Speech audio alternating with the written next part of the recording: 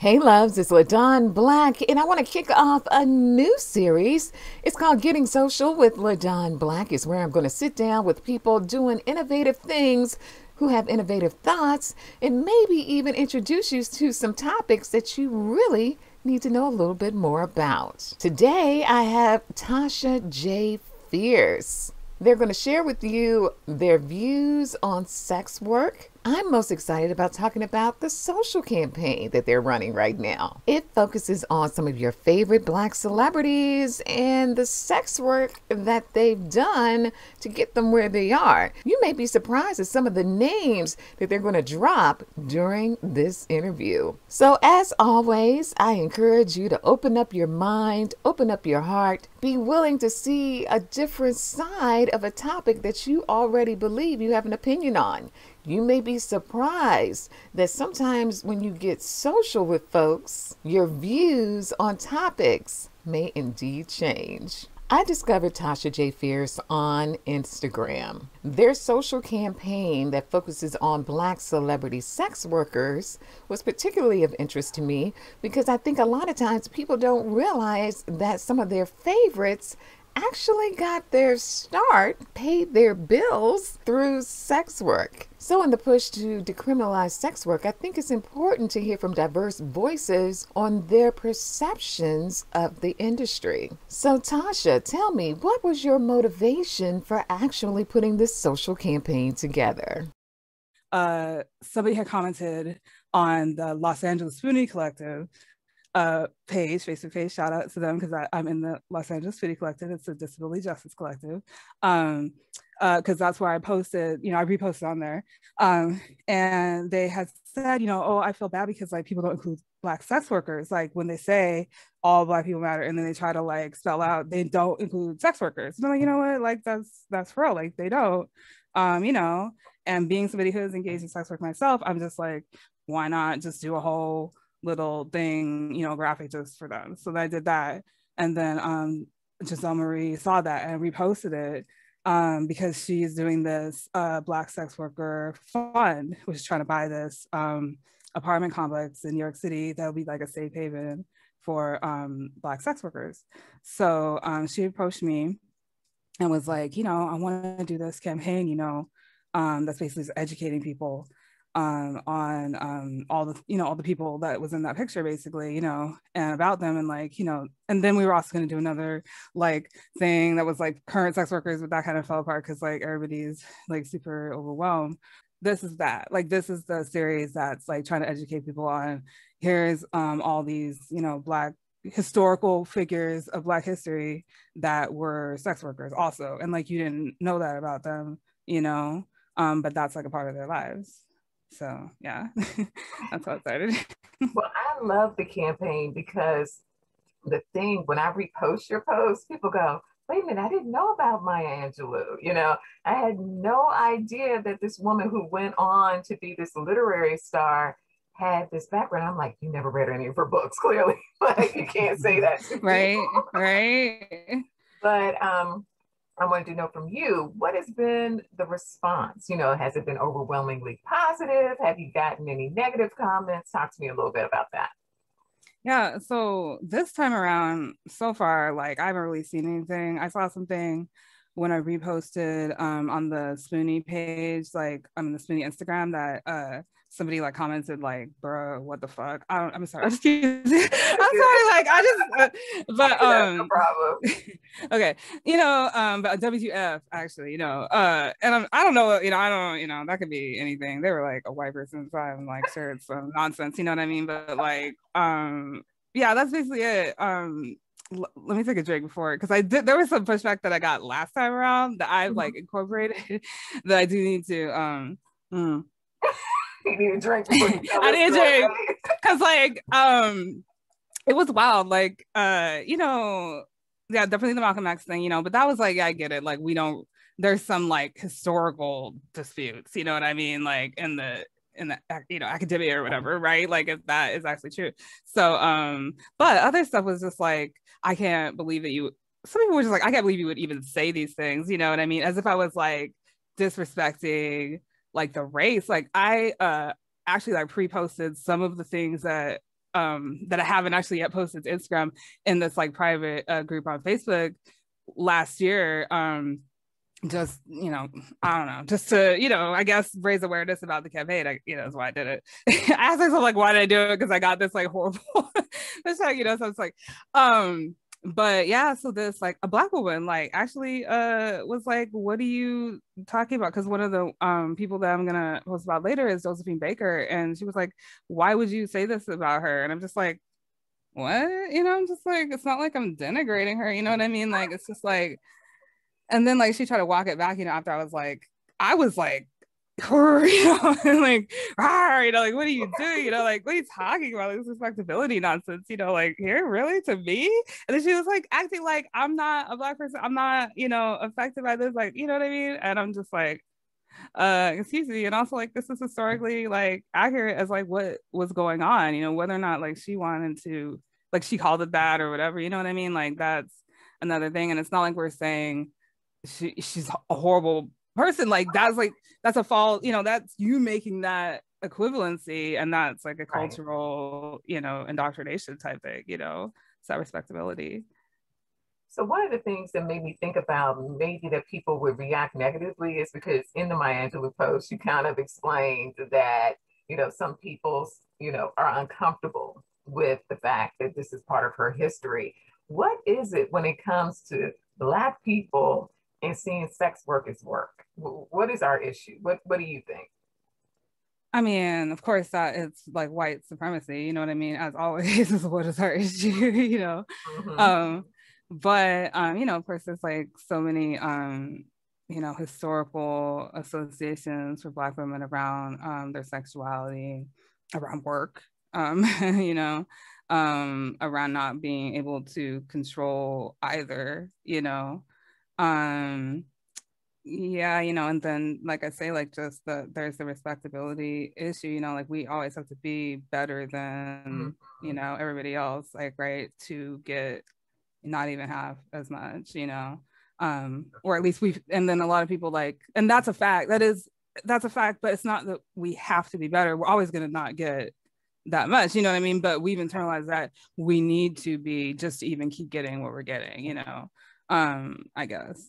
Yeah. And it's just like the whole like, oh, I don't want people to see us that way, I don't want people like the whole, it's the same as like because it's really misogyny too, because it's the same as like homophobia or homomisia and transmisia in Black communities, it's like we don't want to have this, it's not us, that's not something that happens here, whatever, because it's like it's a misogynistic thing, women and things that are associated with women are worse than everything else. And because sex work is something that women mainly are seen as engaging in, you know what I mean? Mm-hmm. It's seen as just, we don't want to talk about this. It's not something that happens. So Tasha, talk to me a little bit about your experience, being a person of color who's a sex worker. Yeah, definitely. Like, so my experience is, it's pretty minimal. It's not like, definitely not didn't make a super career out of it, it was something I did when I was like short on cash, like I wouldn't say like survival, but like I would rather do sex work than like work for ICE, you know what I mean? Or like, or a lot of things actually, just because like I don't see it, it's just like a lot of jobs are exploitative, and so many jobs like you don't get to set your price, like you don't get, you know what I mean, like stuff like that, right? It's like you're not making a lot. Mm-hmm. And I don't have like the hangups about it, like I don't see it as a moral like thing. But yeah, like my experience just basically was like, oh, going on Craigslist, putting out like an ad or whatever, or answering an ad back when like you could do that. I don't think you can do that anymore. And just, yeah, just like just get cash, and just do like oral or whatever, like that type of stuff. Yeah. So do you think that it's getting a little bit more accepted because more people are flooding the market? Yeah, I think, well, you know what? Let me say no. Because it's like, just because because it's like we've had like minimum wage, you know what I mean? Like fast food jobs, people flooding the market of fast food jobs forever, you know, and it's not like improved the stature That is of true. that industry, you know what I mean? Like, and that cam opportunities have been around forever, you know. Like I remember when I was a teen, yeah, I engaged in that type of stuff, you know. It's just like, yeah, like those things, you know, that's been around, but so it's like definitely the widespread like financial instability and then like accessibility of the internet, like those two things like coming together. But as you know, so many people do stuff and like engage in stuff and still have so much like shame and self-hate around it that Mhm. that I don't know. I don't have a lot of like hope for like OnlyFans and people having to do that stuff to like raise, you know, the accessibility. I think it's going to take, you know, organizing for like just labor rights in general, for sex worker rights, you Mhm. know, explicitly. You know what I mean? Yeah. So when people go in and they say, look, sex work is just work. You know, if I have a talent, if I have an ability, if I have an interest, and we're two adults and we want to engage, we should be able to do that. What do you think is still sort of the holdup? Is it sort of morality? Is it religion? You know, what is it that doesn't allow people to see it just like I can paint or I can sing and I'm going to make money off of that? What are your thoughts? Yeah. I mean, I definitely feel like religion, you know, has a lot to do with it, but I think that before religion there was always like patriarchy, you Mm, know. And I think that, you know, our religion is not a product of patriarchy, but like the way that our religions, the current like dominant religions, you know, are is like a result of patriarchy. You know, it shapes like every single aspect of our culture. So I think that's ultimately like why there's so much stigma around it. Um, and the bitterness that you hear, you know, from from men just about the fact that it's so easy, you know, for women to make money off sex or sex work or whatever it is, you know, because it's all rooted in that you know, like, oh, I gotta pay, you know, to get some, mhm. you know, or whatever, you know, like just it's that, and it's just yeah, it's a lot of that, and then it's a lot of like um you know, fear of women's sexuality, but of course that's patriarchy. Um, and then just like labor, the state of labor in general, you know, like capitalism, um, has like a ton to do with it, you know, because like the flexibility, you know what I mean, like the flexibility that it offers, like that's not okay, you know. Right. Like these are people who are supposed to either be shunned into low wage work or like on, you know, disability or like some kind of public assistance or dead, you know. You know what I mean, like these are people who we've marked typically for death, like, you know, like the necropolitics of the society. And so yeah, there's a lot of that too, you know, like you're not supposed to be succeeding, Right. what are you doing? But you know what? I Yeah. always find that interesting because we're such a capitalistic, you know, society, and we push people to be entrepreneurs all the time. You know, if I can make cupcakes, girl, you better go ahead and open that bakery. You know, or I polish my own Right. nails. Well, oh, girl, you need to go open up a shop. But Right. we don't see sex work the same way. We don't see it as an entrepreneurial opportunity that, like you said, frees people time up. You know, they can take care of their kids, they can do the things that they need to do for themselves on their own, you know, for themselves.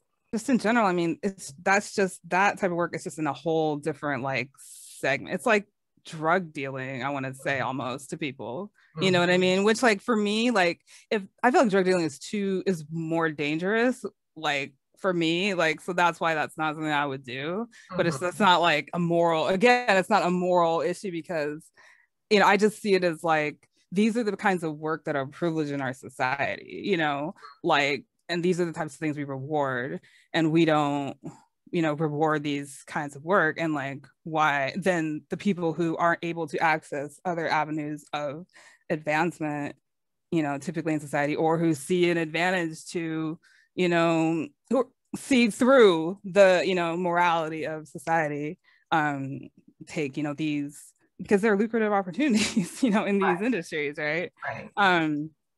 So yeah, but I think it's the illegality, of course, like which I don't really think I have to start there. I should start there. But for me, of course, like it's just that's like, a secondary. But I think, yeah, of course, the illegality of it is gonna preclude a lot of people from thinking about doing it. Um, and even in like the OnlyFans stuff, like, people getting outed, like because and then their first job, they lose their first job, it's just like, yeah. Okay, so yeah, for this campaign, we're trying to raise money for the Black Sex Worker Fund.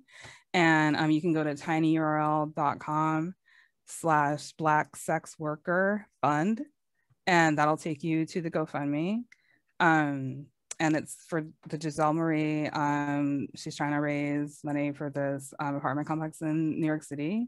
And yeah, like that's pretty much it.